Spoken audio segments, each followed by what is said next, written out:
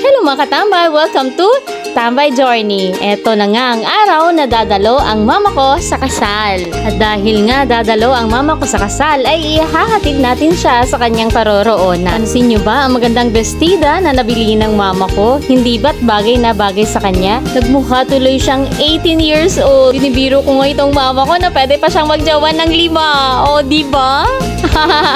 At ayan na nga, syempre naman, tignan nyo man ang driver namin. Syempre, ang gwapo rin yan. Uy! Akin lang yan, katambay For your eyes only. Tignan nyo, katambay ang ganda ng mosque na to. Ang ganda talaga ng Zamboanga, mga katambay. Ang ganda talaga ng Rainbow Mosque na to. Dito lang yan makikita, matatagpuan sa Barangay Tumaga, mga katambay. Wow, ang ganda.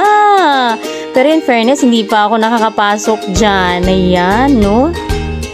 At ito pa nga ang isang magandang lugar dito sa Zamboanga, mga katambay. Sa Tumaga din ito, ang Paseo de Rio. Oh, diba? Napaka-colorful. Ay, ang ganda talaga dito sa Zamboanga, mga katambay. Maraming mga magagandang lugar ang meron tayo na dapat nating tunay na ipagmalaki. And syempre, since na Zamboanga kita, nasisita ay sabi kita tamay kumursa, Chavacano. Oh, eto katambay, na Zamboanga to.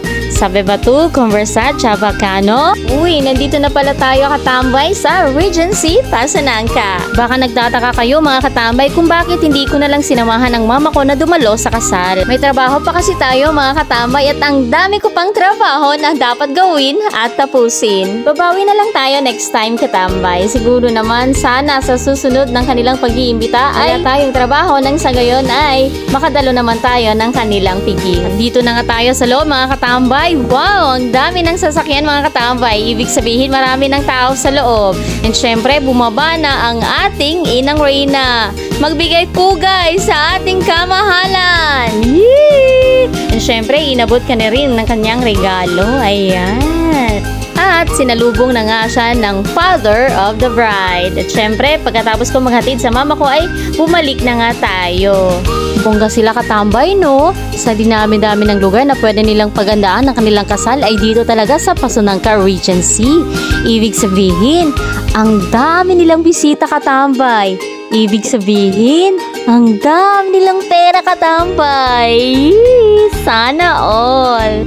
Kaya dapat maging inspirasyon ang mga katulad nila sa ating katambay para nang sa gayon ay makamit din natin ang lahat ng naisin natin sa buhay. Kaya mahalaga talaga na magsumikap talaga tayo sa buhay katambay. Nang sa gayon ay makamit natin ang inaasam natin na magandang buhay. Uy katambay, nandito na pala tayo sa may KCC. Alam mo ba, sa tuwing pumupunta kami dito, dumadaan kami dito ay naiinis talaga ako.